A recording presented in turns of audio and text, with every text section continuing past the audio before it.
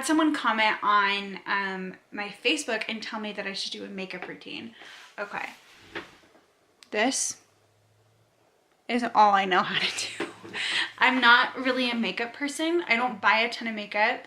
I like makeup, and I feel like I get into kind of like little routines. I don't want to call it a rut, but little routines of kind of how I like to do my makeup. I haven't really changed a ton. So I'm going to go through, I'm not going to do a makeup tutorial. I just don't feel like I have the street cred to do one of those yet, but I want to talk about a couple products that I really, really like. These little duck shoes from the nail salon. I also wore them into the gas station, so sorry, Halsey. I think I'm already an embarrassment to her. My older sister has a friend who like told her, she was like, I don't think I've ever gotten my nails done. How have you, how? Like, do yourself a favor. I sound like DJ Khaled. No, do yourself a favor. Get a manicure. It's $20. Just skip Chick-fil-A 2 times. Get a manicure. I slept through my workout class this morning, which is such a bummer because the early morning ones are the easiest ones for me to go to usually. I forgot to set my alarm. My husband was like, yeah, sometimes I sleep through my alarm. I'm like, no, I didn't even set an alarm. My mom is way into Clinique. And so my first makeup was like a little Clinique eyeshadow, like duo. And it was like a lavender color and like a really light, like a pearly white color. And that was my first makeup. I've kind of gone back and forth with, I use some drugstore products, some more expensive. So I kind of go between drugstore, Nordstrom counter. I've never had very problematic skin, so I haven't had to take like an approach, like a medical approach or a dermatologist approach to my skin. I've kind of just been able to figure out what works for me. A lot of people don't really have that luxury and have, you know, kind of this whole skincare regime they have to do. I don't ever have that, so my skin has usually been pretty good. I think I've maybe gotten like 20 zits in my life. I think like, I really don't think I've gotten very many, and most of the time they were around here. And I've heard lately that that's mostly hormonal. Anything from your nose down, that's all hormonal. So I've usually had pretty good skin. I don't take great care of my skin is the only thing. Like, I think I do just the bare minimum to maintain okay skin. But when I am trying to go a little bit of the extra mile, I've talked about these products all the time. So I like the Origins Healing Mask. Overnight mask is actually what it's called. Yeah, this is a face mask, and I use it as my moisturizer. It's a thick moisturizer, but it's a thin face mask, if that makes sense. And it's meant to be slept in anyway, so it's just a mask that you can wear overnight, but I just happen to use it as my moisturizer. So I'll use this, and then this is my favorite exfoliant right now, Peter Thomas Roth. I think I talked about this a couple videos back. I've noticed that when I exfoliate really well, moisturize really well the night before, the next morning my makeup goes on really, really smoothly. Okay, so with regards to glowy skin, I'm not going to show it because it's an embarrassment, but the Becca Illuminator, it's in like this tall skinny bottle and it has like a little pump at the top. So mine broke. The bottle broke underneath the lid. So I literally just pull off the top half of the bottle and put that top half of the bottle back on. And there's no product left in there. I'm like scraping the sides of the bottle with the straw and then like wiping the straw onto my skin. But it's like literally my husband will say like, oh, your skin looks really glowy today. Like your makeup looks really good. I feel like that's a really good measurement, is if people are noticing your skin and that it's glowy or that it looks clear. That's, you know you're doing something right. So I love to start with that kind of as my primer, and I'll just wipe little dots of that all over my face. And then I go in with, this is the NARS Sheer Glow Foundation. Okay, we need to talk about this foundation because I had been wearing one color and I had repurchased it 2 times. And so I went into Ulta a couple weeks ago because I was out. And I asked her, I was like, hey, like, this is the normal color I wear. Will you swatch me and make sure this matches? Okay, she was like, well, that doesn't match. So she grabbed 3 shades. She grabbed the shade I'd been wearing, and then 2 lighter. All 3 of them were too dark. And she goes back and grabs 3 more shades.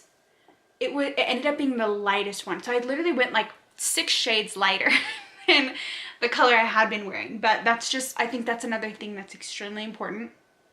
And it can also be really hard with drugstore foundations is you can't just open up the bottle, and I mean, maybe you can, but you can't just open up the bottle and like swatch it on your skin. Luckily, drugstore foundations are cheap enough that if you do find one that isn't quite your color, you can purchase another one, but still, that's like $10.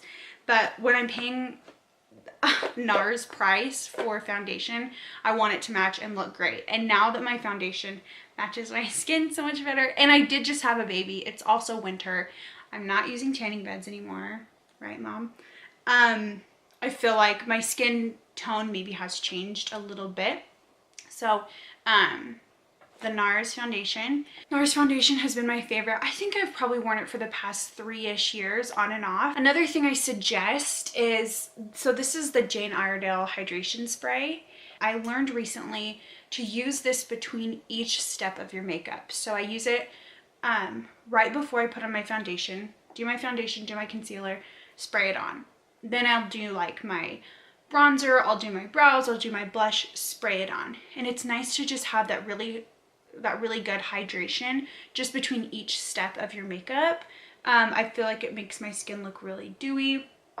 I also will use either MAC Fix Plus or this Jane Iredale as kind of to intensify my eyeshadows, and it just really intensifies the color. It makes it look a little bit darker. Okay, next is my concealer. This is the Tarte Shape Tape. This is, I think if you're only gonna buy one nice high-end product, it should be this. One I really like from the drugstore is Maybelline Age Rewind. It's the one that kind of like you twist up. You have to twist it up for a little while before the product first comes out.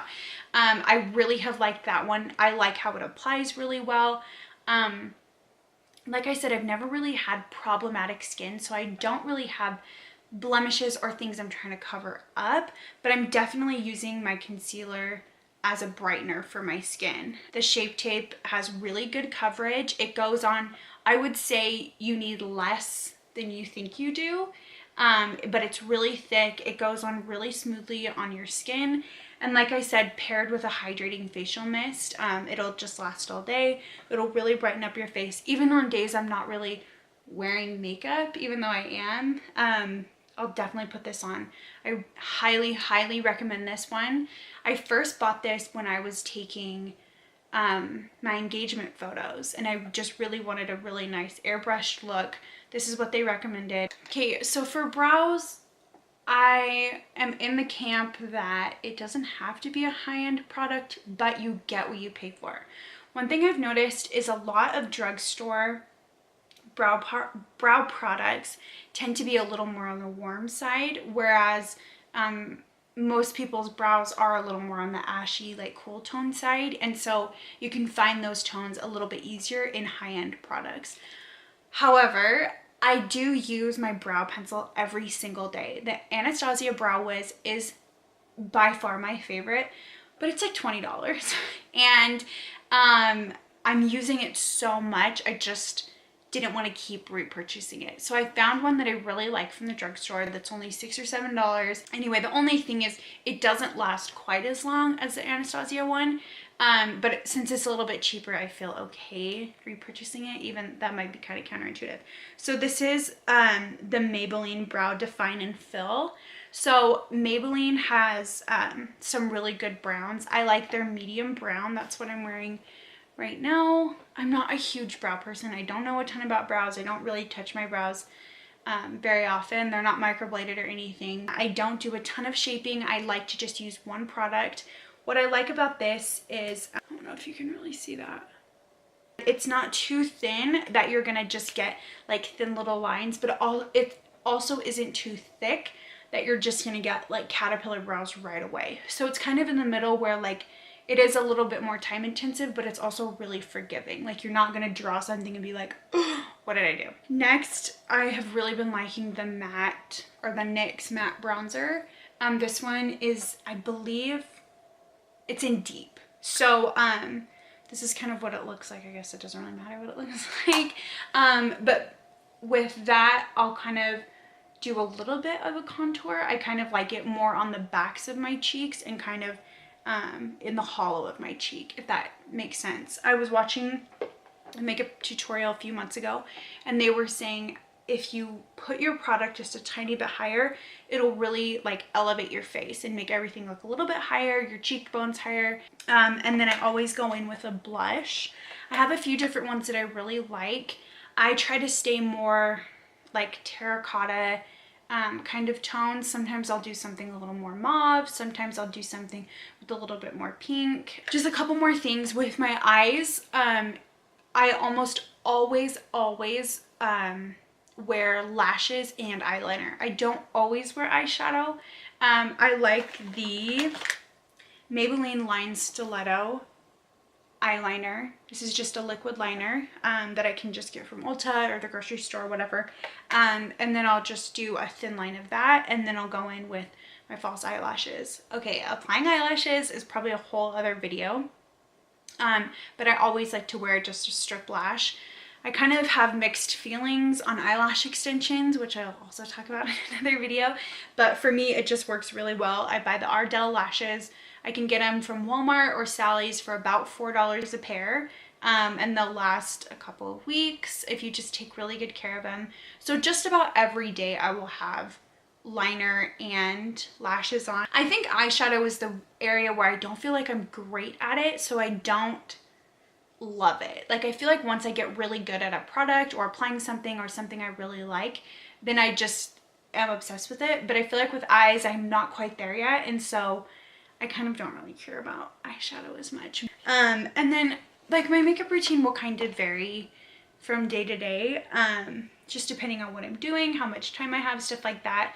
I mean, people at work can tell you there are days I literally come in and look like a wet rat, and other times I look like Miss Utah County. So it definitely will always change, but these are kind of my favorite products that I'm really loving right now. A lot of them I've repurchased several times, or I'm planning to repurchase. Look at what happened to my brush. Like, hello. This is supposed to be in here. Maybe that's why you shouldn't buy your makeup brushes at Michael's. McKenna. Anyway, so thanks for watching. Those are my favorite makeup products, and tune in next time at Jensen Talk.